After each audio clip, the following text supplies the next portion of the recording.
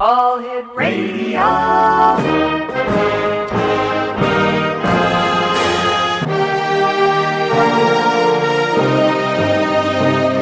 Welcome to the X Zone, a place where fact is fiction and fiction is reality.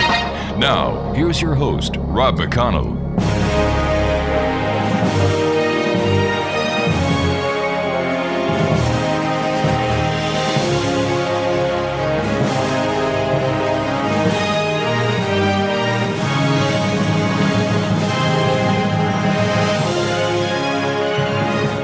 Could or should a city secede from America? How far are you willing to go to change a broken nation? Author Bourhis' novel Revolt, The Secession of Mill Valley asks us all this question. He also asks an even more important question. Can we change a broken nation? His protagonist, Sean Coogan, answers these by daring a small town to walk away from the United States of America in this fast-paced, well-balanced, ripped from the headlines and thought-provoking novel. Sean Coogan, a charming, independent, political malcontent, is convinced that America has become irrevocably mired in big money, greed, and power grabs, and is certain that now is the time to revolt against the destruction of this once great country.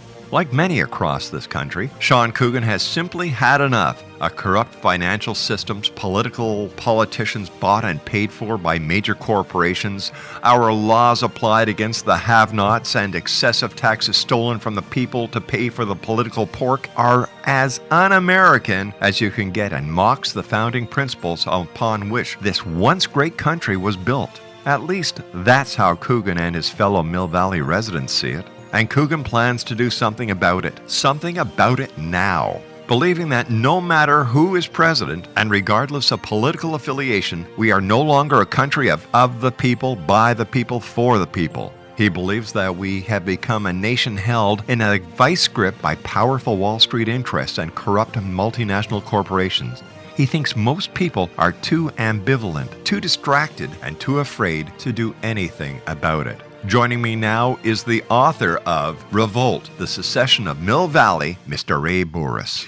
Ray, welcome to the X Zone. Great having you with us, and congratulations on a very timely, important book, Revolt. Well, thank you. Thank you very much, Rob. It's a pleasure to be on your show. You know, Ray, you and I were talking briefly before we went to air. I'm from Montreal. In 1970, we had the October crisis when the Front de Libération du Québec wanted to push the Canadian government into allowing Quebec to separate. They did this by, first of all, kidnapping James Cross. One of the British High Commissioners in Montreal from his home in Westmount. And then they even went so far as to kidnap one of the members of the Bourhis government, Pierre Laporte, who was number 2 in the party, and they ended up killing him. Now the government under Pierre Elliott Trudeau enacted the War Measures Act. The army was on the streets of Montreal. Police could arrest without warrant and detain without charge. But here we are in the year 2014. Quebec is still part of Canada. Today they're having a provincial election in which the Premier of Quebec, Pauline Marois, says that if she gets reelected, she will do what she can to have Quebec separate from Canada. So here we are looking at what is happening in North America, and then when we cross the Great Pond, we see what happened in Crimea. What's going on, in your opinion?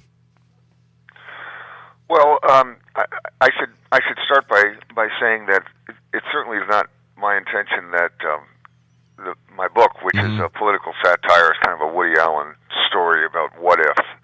But it's not a call to arms. It certainly is not a suggestion of any kind of violence or kidnapping or any Definitely. Business. It's pretty funny. Everybody that seems to be evaluating it has given me high grades, 4 and 5 stars, which I'm very happy to see, so that people get it. That being said, truth is stranger than fiction, and I think political humor probably is more powerful than in many ways than political punditry. So the idea is, and I would point to the most recent example of this is, I've forgotten the guy's name, but there's a surgeon in Egypt who was profiled on 60 Minutes recently, who is taking on the military dictatorship with humor, and it's devastating, much more powerful than if he were just being, standing up on a soapbox. So, we all remember Sarah Palin's, Tina Fey's rendition of Sarah Palin, on and on and on. Saturday Night Live has been doing this for many years. So the hope is that that kind of humor that pokes fun at the things that are going on is going to resonate as much and have as much of an impact, perhaps, as what has happened when people have been embarrassed in public office by sexual escapades of one kind or another and been run out of office as a result of that. Perhaps most recently, in New York State. Mm-hmm. So now, Ray, we've got to take a 2-minute commercial break. Please stand by. Exonation Ray Bourhis is our special guest. His website is raybourhisauthor.com, and the name of his book is Revolt, the Secession of Mill Valley. I'll be back on the other side of this commercial break with Ray Bourhis as we continue here in the X Zone with yours truly, Rob McConnell. Don't go away.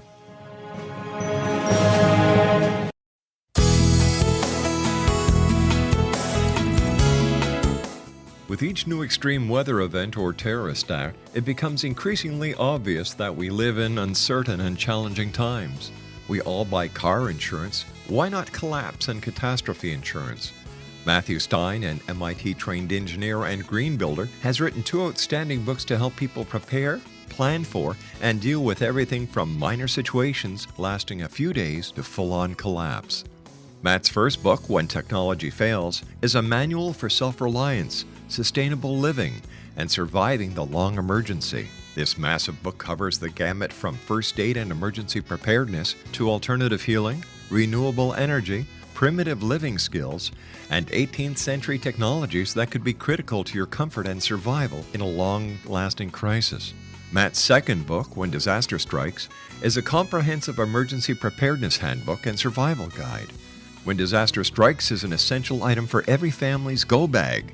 Both books are available at all usual sources. There's a wealth of totally free information posted at whentechfails.com, and author-signed copies may be purchased at mattstein.com. That's www.whentechfails.com and www.mattstein.com.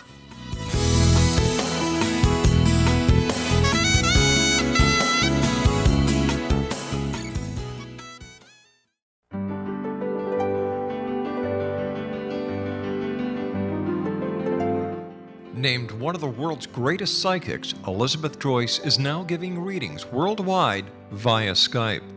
Elizabeth Joyce is recognized for her clairvoyant ability to help find missing persons, her analysis of dreams, past life regression work, mediumship, and her accurate predictions. Elizabeth has been a frequent guest on the X Zone radio show with yours truly, Rob McConnell, now for several years. For an appointment with Elizabeth Joyce, call 201-934-8986 or Skype at elizabeth.joyce. And for more information, you can always visit Elizabeth Joyce online at www.new-visions.com.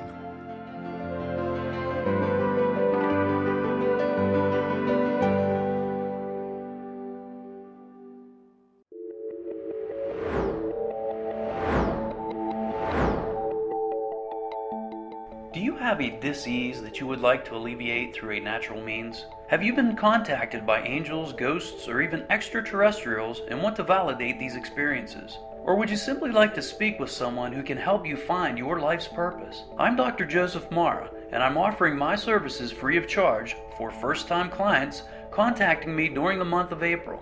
These free consultations include angel card readings, guided meditations, life coaching, and energy healing.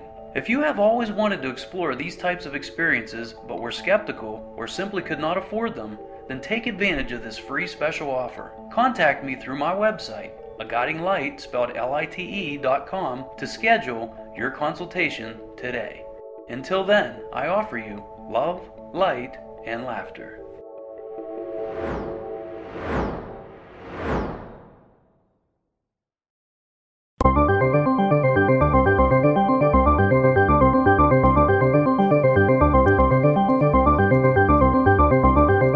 Welcome back, everyone. This is the X Zone. My name is Rob McConnell. We're coming to you from our broadcast center in Hamilton, Ontario, Canada. Worldwide toll-free, 1-800-610-7035. My email address is xzone@xzoneradiotv.com. On all social media networks and sites, X Zone Radio TV, and our website, www.xzoneradiotv.com. And don't forget, you can now listen to the X Zone radio show and many of our special experts worldwide by calling in 213-401-0080, and that's 24 hours a day, 7 days a week, 365 days of the year. So there we are. We've covered the entire gambit. Thanks to Corey Kay and his fine engineers at Relmar. They figured, hey, wait a minute, there's 40% of the world that doesn't have access to the internet or access to smartphones. How can we get those people to listen to the X Zone? Well, why don't we just create a telephone platform that we're going to call Radio by Telephone? And this way here, no matter if you have a regular cell phone or regular landline, you can listen to the X Zone. Corey Kay, thanks very much, buddy. My guest this hour is Ray Bourhis. His website is www.raybourhisauthor.com. That's RayBourhisAuthor.com. And he's the author of a very timely political satire entitled Revolt, the Secession of Mill Valley. And Ray, thanks very much for joining us. And what was your inspiration for writing this book? Well, I think it was frustration as much as it was inspiration, to tell you the truth. The problems that we're facing here have just grown and grown. The bottom line is money.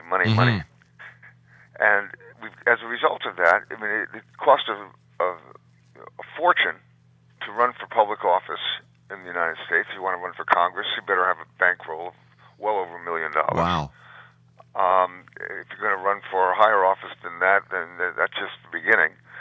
And that money does not come from selling Girl Scout cookies. I mean, it doesn't come from your friend next door and your neighbor that contributes, $100 to your campaign because he likes what you believe in.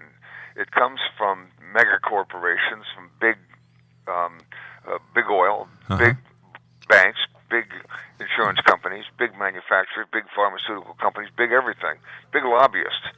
The same thing is true for laws that are written in Washington, D.C.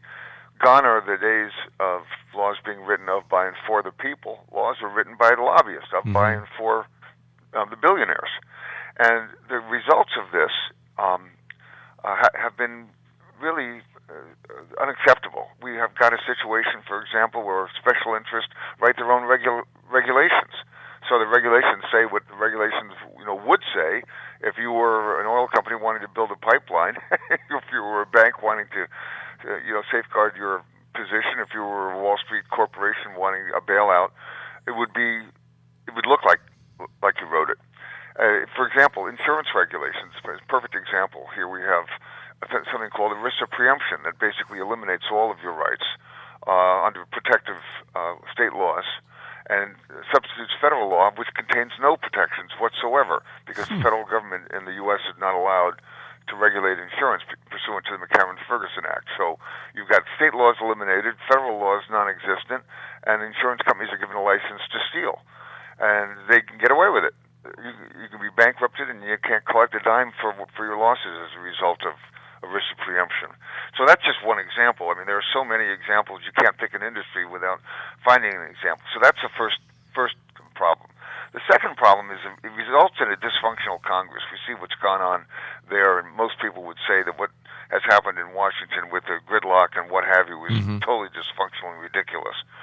So that's the second problem. But the third problem has to do with the Supreme Court rulings. The Supreme Court justices, of course, are selected by the politicians, and the current batch of appointees to the U.S. Supreme Court has decided, among other things, that corporations are people, that they have free speech rights, and that contributing money to politicians, legalized payoffs, is the equivalent of free speech because it buys you airtime. And therefore, you can't put a restriction on it because it's like restricting free speech. Unbelievable. It is unbelievable. Yeah. So basically, Sean Kogan is taking all of this in and says to himself, "Look, what are we going to do about this? Reform movements are a joke. You can't just have Ralph Nader or Ross Perot or somebody else start a reform movement, Occupy Wall Street or the Tea Party or whatever it happens to be, and wake up the next month and find out that everything is okay. So that's not going to work. So what do you do? And out of frustration and in an effort to poke fun at the absurdity of what has evolved here, Kogan puts an initiative on the ballot in the small town of Mill Valley, California, for Mill Valley to secede from the Union. That's all in Chapter 1, and the rest of the book talks about what happens to poor Sean as a result of his efforts and what happens in the election. Let me ask you a question. You're an insurance lawyer. You deal with government, politics all the time. Can we actually change a broken nation? Well, yes, I think we can. I mean, obviously, Mr. Weiner in New York got bounced out of office. Yeah. We can all remember, the toe tapper, in Washington D.C. and the way back to there are a long line of people. Elliot Spitzer, who was a serious public official for many years. He was the thorn in the side of Wall Street for a better part of a decade, and now he's just a laughing stock. Mm-hmm. So the issue is not whether or not people can toss folks out of office. The issue is whether or not they understand why they need to be tossed out besides for sexual escapades. In France, we had the president of the country involved in an embarrassing sexual activity. He's still in office, but if someone were taking money for legalized payoffs in France, they would be tossed out of office. And the same thing is true for many countries. People take payoffs much more seriously than they do sexual dalliances. I'm not suggesting that we ignore sexual dalliances. I'm suggesting that legalized payoffs are even more serious than that. And so if it's if it gets to the point where people start to realize just how much our government has been affected. I'm sorry? Yeah, no, I often wonder, Ray, why people forget that it's we the people instead of just buckling to I the person. People have the power to make the changes when they really want to, but is society so complacent that we've given too much authority, too much respect to politics that we think that we can't do anything about it and that we have to go with the status quo, whatever the politicians want, whatever the lobbyist wants, they get? I think so. I think it's partially that, and partially, you can't fight City Hall. There are all kinds of cliches about the subject, and it's true. People figure that the big dollars are going to control whatever it is that goes on, and they accept that because they feel there's nothing they can do about it. So it's a question of empowerment more than it is anything else. And maybe the internet is going to really start to change some of that. I'm hopeful that will be the case, because what is going on is not a closed question. We're not talking here about sub-issues like abortion right. I'm not suggesting that's not important, but you've got things like abortion right and gun control, and health care and things like that are sub-issues. The big issues, the really important issues, are who's in charge and why are they in charge and how much money did it take to put them there, and are they representative or not? Exonation, Ray Bourhis is our special guest this hour. He's the author of Revolt, The Secession of Mill Valley. His website is www.raybourhisauthor.com. Ray, you must have done a lot of research about the process of secession for your book. Do you really think that secession is possible, especially in a non-violent manner? Well,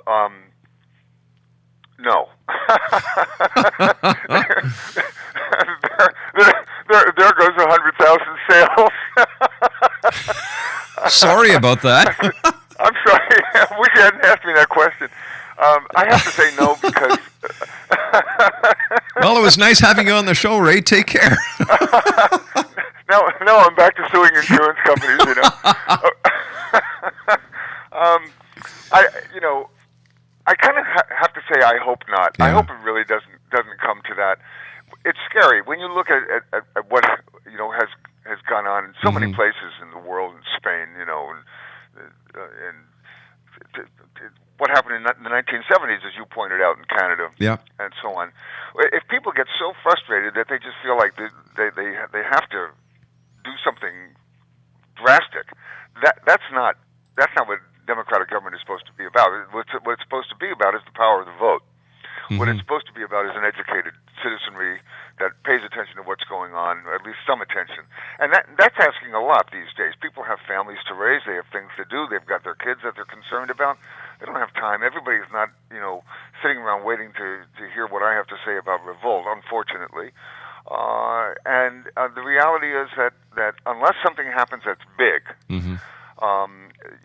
like a big scandal of one kind or another, people aren't paying that much attention. Yeah. So the trick here, it seems to me, is for people to just calmly understand that the unbelievable role of money in our political system is just totally unacceptable, because it's contrary to the best interest of government. It's just totally contrary to it. I mean, you may just as well. The U.S. Supreme Court has come out with this harebrained decision. And Anton Scalia, he fancies himself an intellectual, so who am I supposed to be calling him harebrained? But I think he's harebrained. That's all right. So that's the reality of it. Decides that it's okay for foreigners with money, regardless of where they got the money, by the way, to contribute to American elections, to buy American politicians. So you may as well have a campaign, buy yourself a politician, like buy yourself, a new coat or a puppet or whatever you want to buy, so that he can vote or she can vote for your interest in whatever it is whatever it is that you want to do. And hello, that's crazy. It is crazy to say that somebody from another country can influence your election and buy themselves politicians. That is not a close question.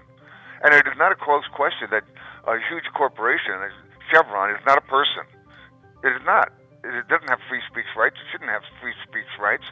It is a company. It is an institution. It is a gigantic power. It reminds me of the cartoon way back when. We've got to take our break here, Ray, so stand by. Yeah. It reminds me of the cartoon way back when, The Wizard of Id, and Sir Rodney is in front of the king, and the king says, "Rodney, do you know what the golden rule is?" And Sir Rodney says, "No." And the king says, "He who has the gold makes the rules." We'll be back on the other side of this commercial break with Ray Bourhis. Don't go away.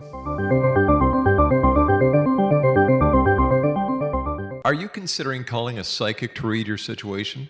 Then consider David Champion, a psychic medium for more than 20 years with thousands of readings under his belt. David Champion will make you feel comfortable. He has proven to be honest and accurate. He's a straight shooter. There's no guesswork. What he sees is what you get. While he is a medium, most of the calls focus on relationships, not only love, but work, school, neighbors, and more. Need help with finding a job and preparing for the interview? Are you dealing with people who are obstacles in your path? For more information, go to davidchampion.com, $1.50 per minute paid by credit card with a minimum of 30 minutes. For your reading with David Champion, call 1-877-702-8598. That's 1-877-702-8598.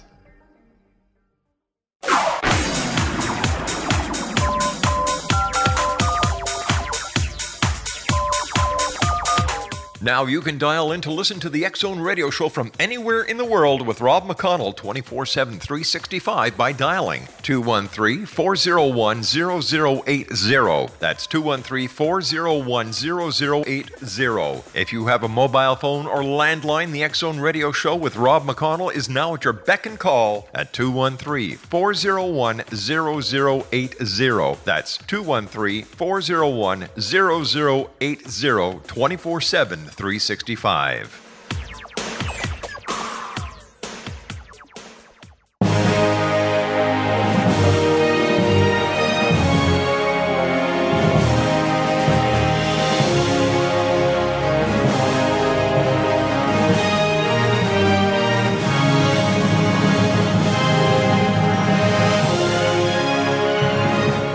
Could or should a city secede from America? How far are you willing to go to change a broken nation? Author Bourhis' novel Revolt, The Secession of Mill Valley asks us all this question. He also asks an even more important question. Can we change a broken nation? His protagonist, Sean Coogan, answers these by daring a small town to walk away from the United States of America in this fast-paced, well-balanced, ripped from the headlines and thought-provoking novel. Sean Coogan, a charming, independent, political malcontent, is convinced that America has become irrevocably mired in big money, greed, and power grabs, and is certain that now is the time to revolt against the destruction of this once great country.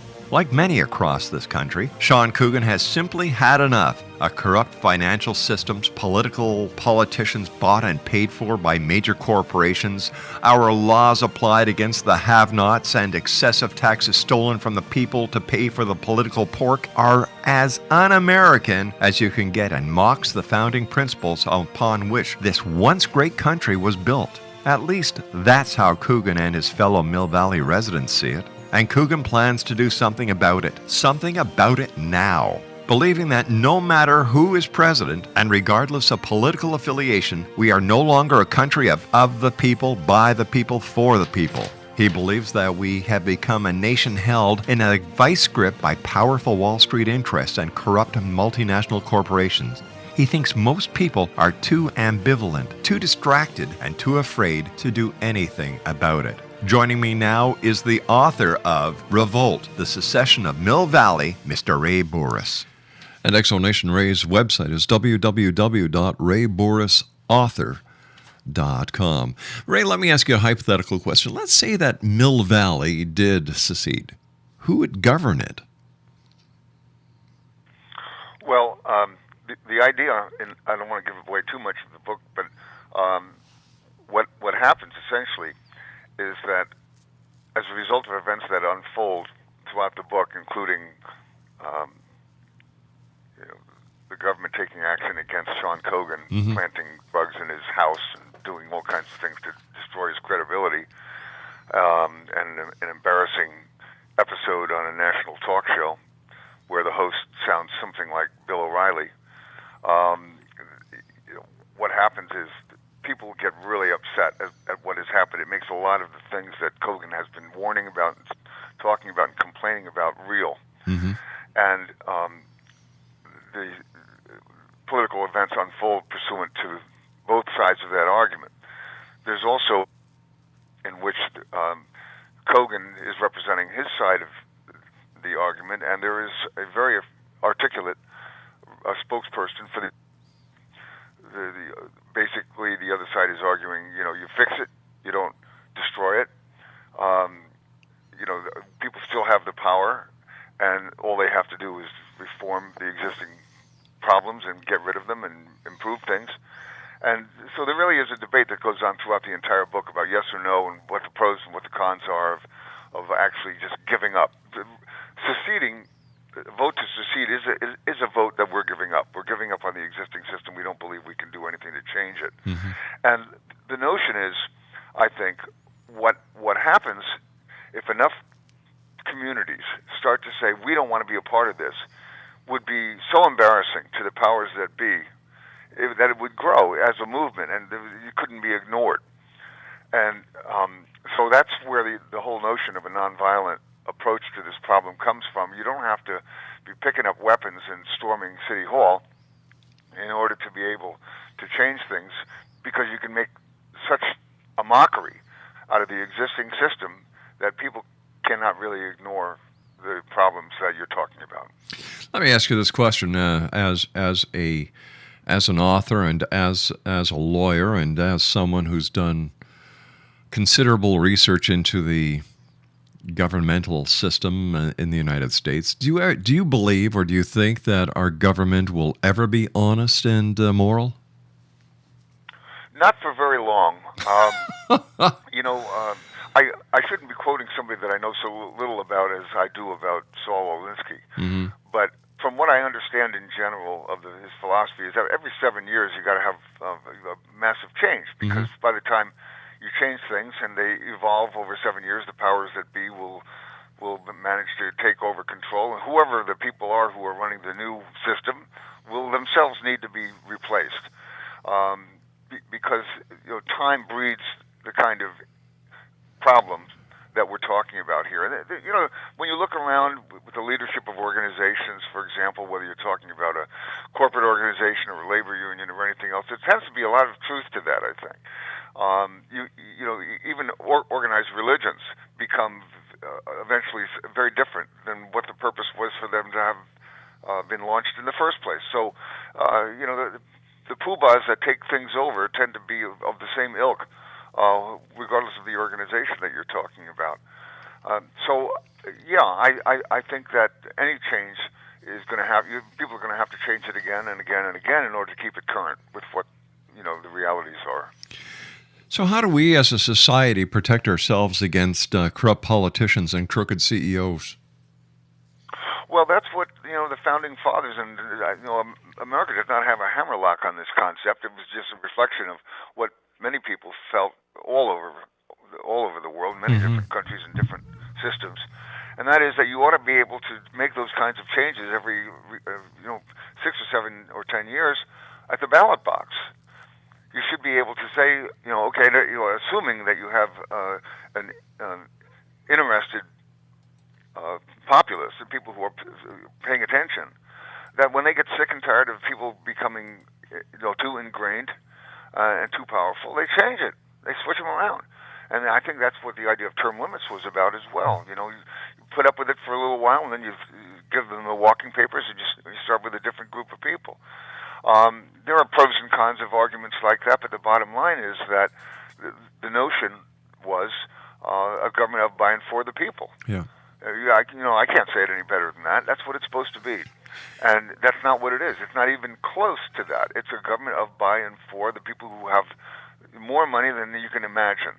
And people talk about $1 billion like it's just like a couple of million. $1 billion is a lot of money, and you can't even imagine what it would look like stacked up on a. You wouldn't even be able to stack it up on a table. You have to stack it up on the floor. It's such a powerful tool for people who are interested in controlling things. You've got lobbyists in Washington. I'm sorry? Nothing. I'm listening to you with intent. Oh, you have lobbyists in Washington that go from fundraiser to fundraiser. Mm-hmm. I mean, how would you like to do that for a living? Okay, what are you going to be when you grow up? Well, I think I'm going to go to fundraisers. And that's what they do. Yeah. They go from one fundraiser to the next, $10,000 a person, $20,000 a person, $5,000 a person, whatever it is, and they just dole out this money, and so that when they pick up the telephone and they call their favorite member of Congress, the guy will answer the phone. So,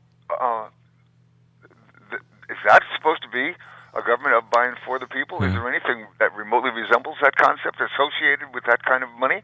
No. Speaking about money and government, last year when the government went into a shutdown mode? Do you see this happening again and again and again?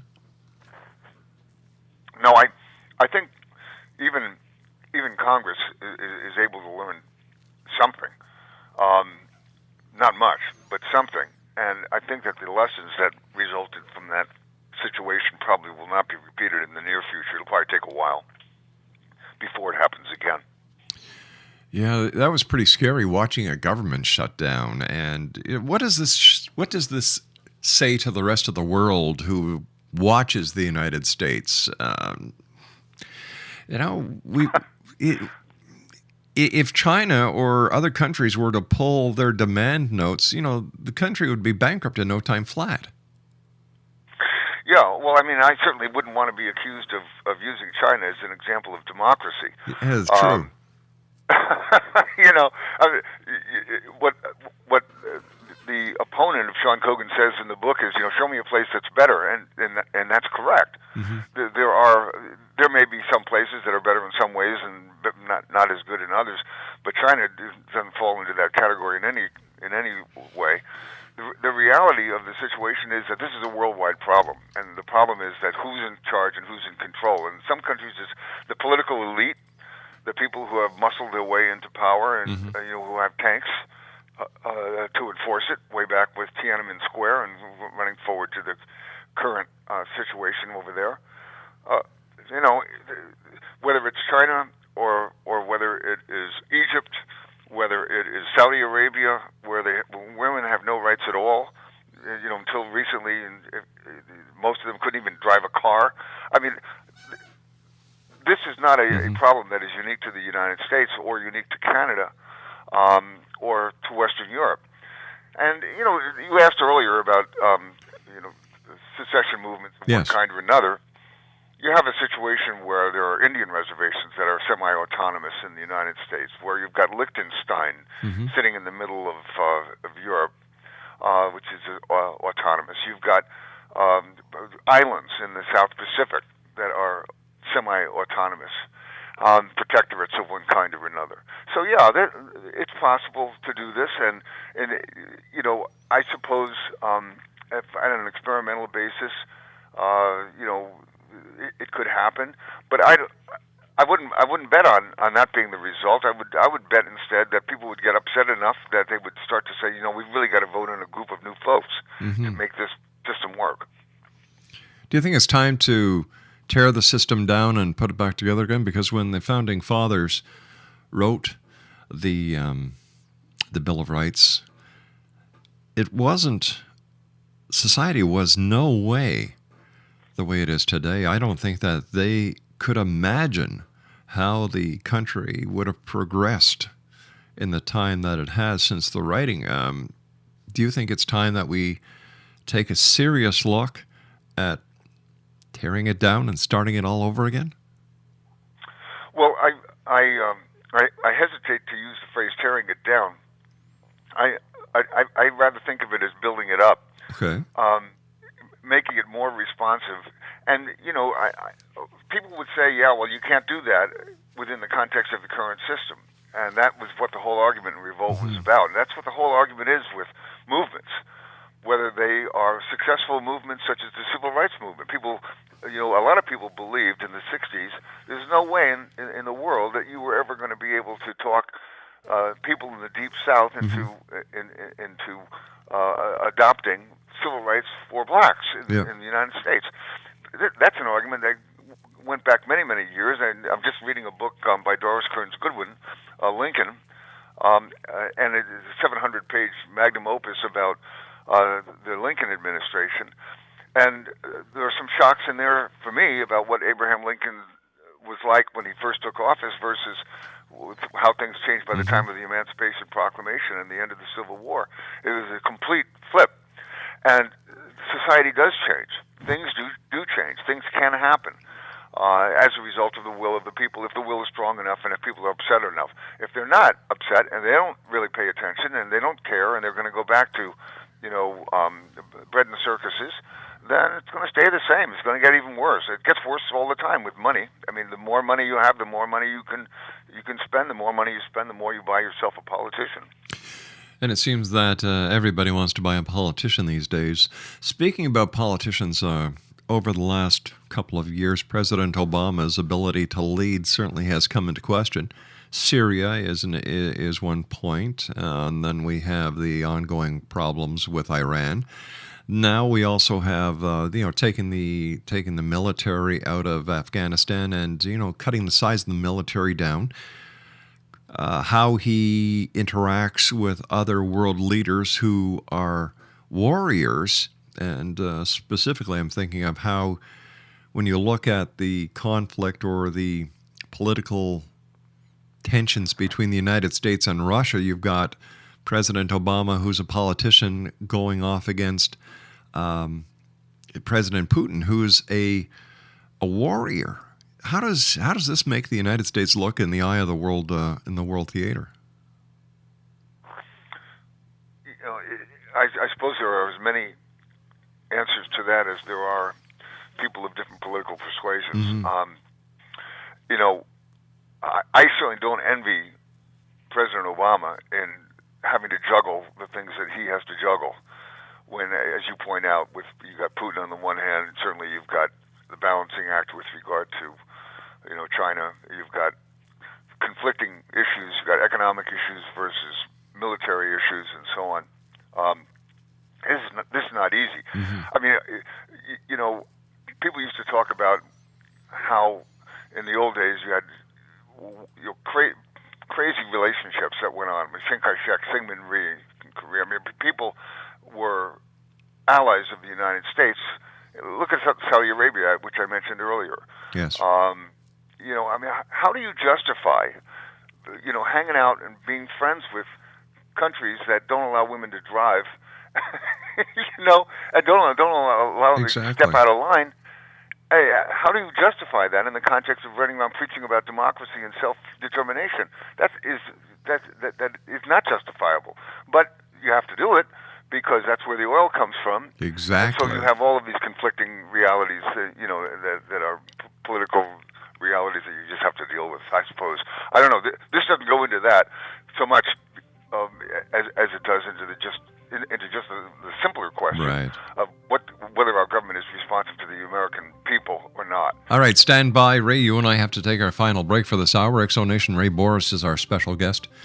Ray is the author of Revolt, The Secession of Mill Valley. His website is www.raybourhisauthor.com, and Ray's book, Revolt, The Secession of Mill Valley, is available online at Amazon.com, as well as the other books that he's written, and also in brick-and-mortar stores. And if they don't have it, they'll order it for you. I'll be back on the other side of this break with Ray Bourhis. Don't go away.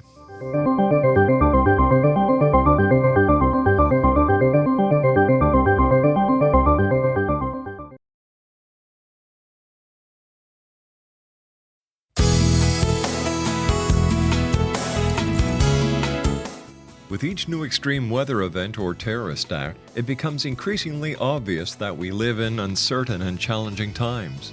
We all buy car insurance. Why not collapse and catastrophe insurance? Matthew Stein, an MIT-trained engineer and green builder, has written 2 outstanding books to help people prepare, plan for, and deal with everything from minor situations lasting a few days to full-on collapse. Matt's first book, When Technology Fails, is a manual for self-reliance, sustainable living, and surviving the long emergency. This massive book covers the gamut from first aid and emergency preparedness to alternative healing, renewable energy, primitive living skills, and 18th century technologies that could be critical to your comfort and survival in a long-lasting crisis. Matt's second book, When Disaster Strikes, is a comprehensive emergency preparedness handbook and survival guide. When Disaster Strikes is an essential item for every family's go bag. Both books are available at all usual sources. There's a wealth of totally free information posted at whentechfails.com, and author-signed copies may be purchased at mattstein.com. That's www.whentechfails.com and www.mattstein.com.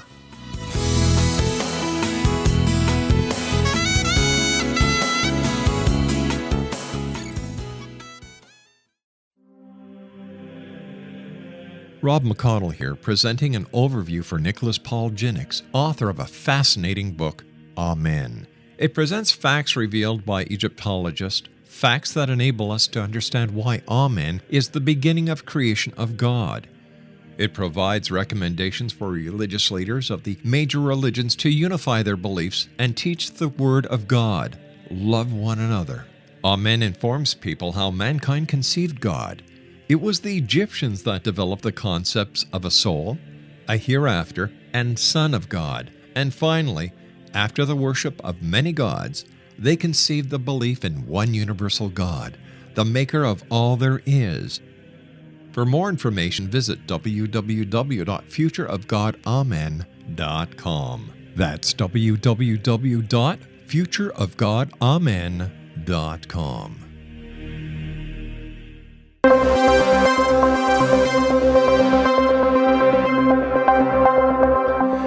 Exonation, Ray Bourhis is our guest this hour, www.raybourhisauthor.com, and once again, that's RAYBOURHIS, author.com. TWATNews.com. He's the author of Revolt, the Secession of Mill Valley. And Ray, I want to thank you so much for joining us. It's been a delight talking to you, and I wish you much success with your book, your endeavors in your professional life as an insurance lawyer. Speaking about insurance, I have to ask you this. I really have to. What's your take on Obamacare?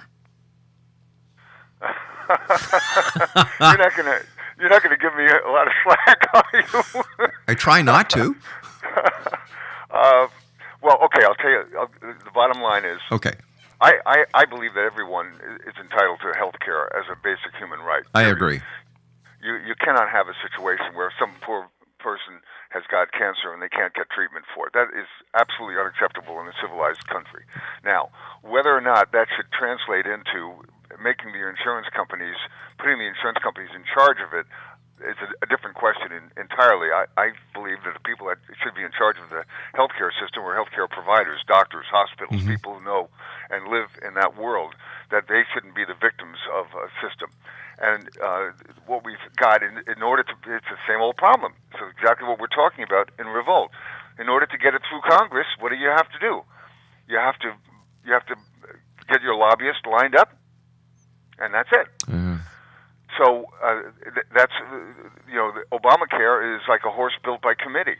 It doesn't look much like a horse, and so that's one of the problems. Another big problem is that Obamacare did not do anything to cure ERISA preemption, which is a license for insurance companies to steal benefits from people and not to pay benefits that they owe.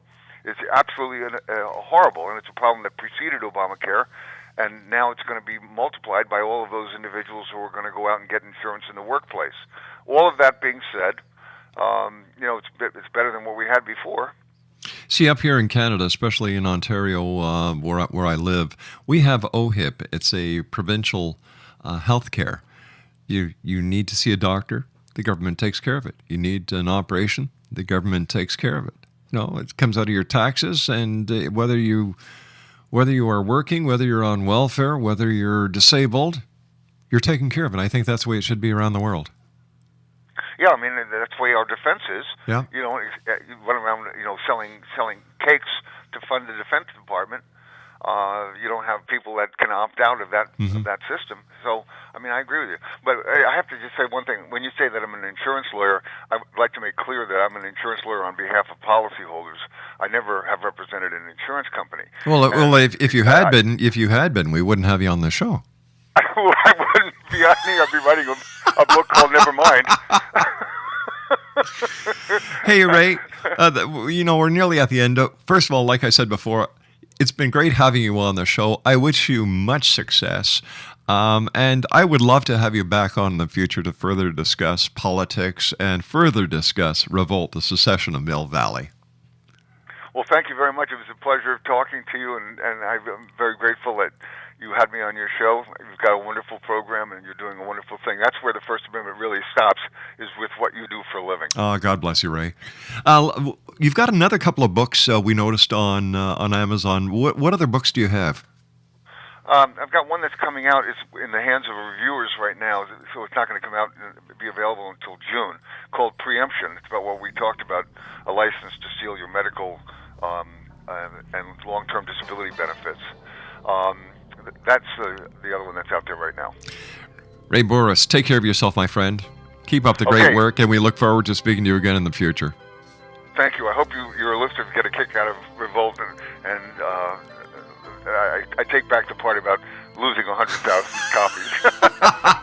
Take care of yourself, Ray. Great talking to you. Okay. Exonation, Ray Bourhis has been our very special guest this hour. www.raybourhisauthor.com. What a guy.